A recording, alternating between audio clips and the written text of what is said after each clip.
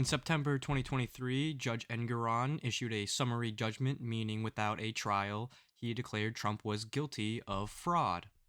This recent trial that just wrapped up in February was to assess the damages where Trump was not allowed to proclaim his innocence or defend himself. Trump was ordered to pay around $335 million, and if it fails in the appeals court, it's looking like it's going to be closer to $500 million with the interest that is added on. So let's break down exactly where they get these numbers from. We have $168 million plus interest in savings on loans he obtained using his inflated financial statements for a golf resort near Miami, a Chicago hotel and condominium tower, a Washington, D.C. hotel, and a Manhattan office building.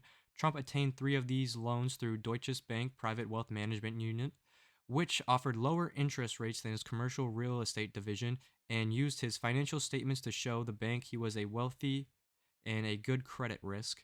126.8 million plus interest in profit from selling the Trump International Hotel in Washington in May 2022 to a company that now operates as a Waldorf Astoria. Trump used 170 million of the 375 million to pay off a loan on the property. Other proceeds went to his children. 60 million plus interest from selling the rights to manage New York City's golf course in June 2023.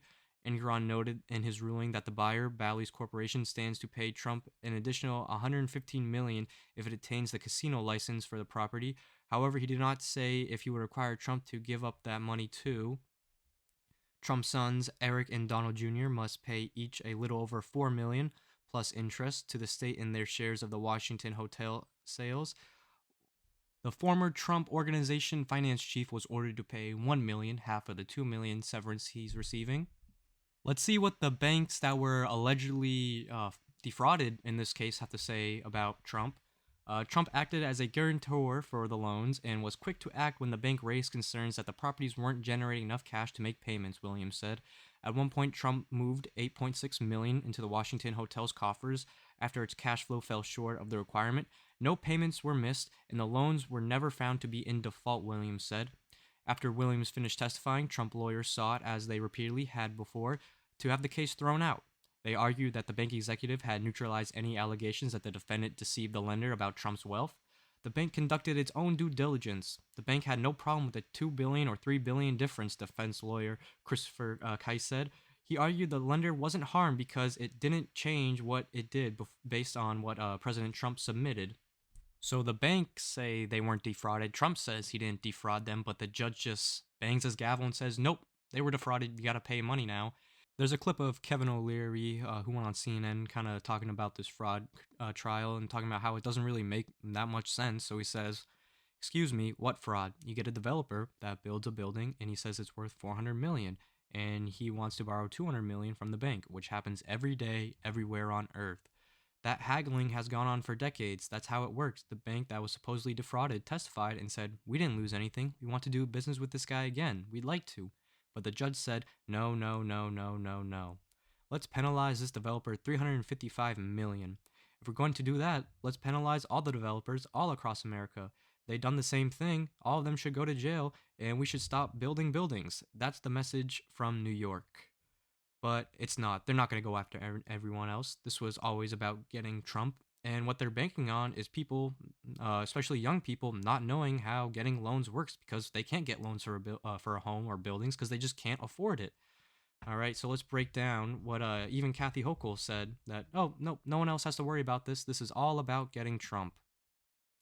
So Hochul tells New York businesses not to fear about Trump's verdict, nothing to worry about, because it was always about getting Trump. It was never about upholding justice or the law. And if you don't think this is a political witch hunt, let's just look at what the Attorney General, Letitia James, has to say about this.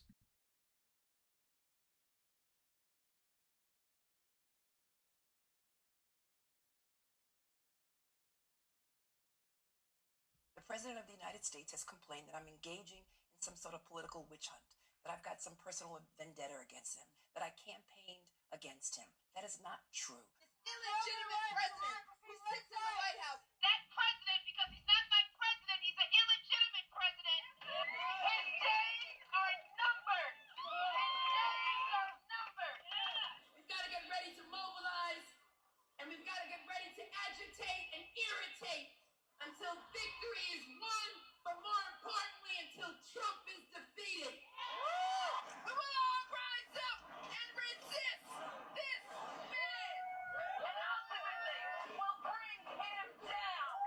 This illegitimate president, I'm going to give you the same level of respect that you gave to President Obama. And that is absolutely no respect at all. Donald Trump has got to go. Hey, hey. Ho, ho. Donald Trump has got to go. Hey, hey. Ho, ho. And the days of Donald Trump are numbered. Lock him up. Lock him up. What? Lock him up. What? Lock him up. What? Lock him up. That is not true. So we have Letitia James, who campaigned on quote unquote getting Trump. All right, she said she would wake up, go into work, sue him, and go home every single day. That she would be a real pain in his ass. How are we supposed to expect this person to be a beacon of justice and to actually give someone a fair trial? You know, this whole fraud thing is just such BS because it can be such easily disproven with just a simple Google search. So right here, they're talking about the worth of Mar-a-Lago. So they stated between 2011 and 2021, they said that Mar-a-Lago was worth about 350 million to 740 million, while James had countered that the club generated annual revenues of less than 25 million and that Trump should have told the banks it was worth closer to 75 million. A simple search on Zillow will prove that Mar-a-Lago is worth more than 75 million that Letitia James claimed it was worth. Let's just look at the houses around Mar-a-Lago right here. So right here we have Mar-a-Lago. All right, we have a house right next to it, maybe like a 25th, not maybe even less the size of Mar-a-Lago, going for almost 30 million. A house right here going for 25 million, a house next to it going for 57.9 million, an empty plot of land going for almost 200 for more than 200,000, an empty plot of land going for almost $1 million, a house right across the street worth $40 million. All right, and let's just take away, those are just the prices for the property. All right, that doesn't include the business that is inside of Mar-a-Lago. So we have properties all around Mar-a-Lago that are a fraction the size of Mar-a-Lago that don't have a business inside. All right, that are just private properties going for 40 million, 30 million, 25 million. All right, that are a fraction the size of Mar-a-Lago. All right, I'm not the best at putting prices on properties, but just based off the land, not counting the business, all right, if places like this are going for 30 million, things like this are going for 40 million, I don't think it would be crazy to say that you could probably ask for about 500 million for literally just the land. But you got to remember that Mar-a-Lago is just not a piece of land. It also has a business on it, all right? And we have right here from Forbes saying that in 2014, Mar-a-Lago generated an estimate 10 million in revenue. The year that Trump announced his presidential run, sales jumped to an estimate 22 million, and then they continued to climb to an estimate 29 million the following year. All right, so if I have a business and I want to sell it, I'm not going to sell it for what the business is worth, how much I make every single year. I'm going to want like 10 to 15 years advance on how much revenue I would generate. All right, so we have just the property, which you could say is worth around 500 million. Then you add the business on top. All right, let's just be generous and say that it makes an average about 22 million a year. So I'm gonna want about 10 years advance. So add an additional 220 million onto that. Yeah, we're getting up there. It's very, very far away from $75 million. I honestly don't know where she got that number from. You know, Kathy Hochul said that other businesses don't have anything to worry about. But you know what Trump's been saying for years now. They don't hate me, they hate you. All right? And if they can do this to the former president, a billionaire, all right, they can come down 100 times harder on the average person who doesn't have the resources that Trump has in a situation like this. You know, I would love to get someone who works in the real estate industry to get some comments on this because with this ruling, I guess that you and everyone that you ever worked with, who you guys thought were just doing your jobs, well, you guys were actually committing fraud apparently. You know, Trump said he was going to appeal this and it's going to go to the appellate courts, but they're the appellate courts in New York. You know how corrupt and how far left leaning they are. It's impossible to think that Trump could get a fair trial in a place like that, like New York. So it's probably gonna you might fail on that appeal and it'll probably have to go up to the Supreme Court.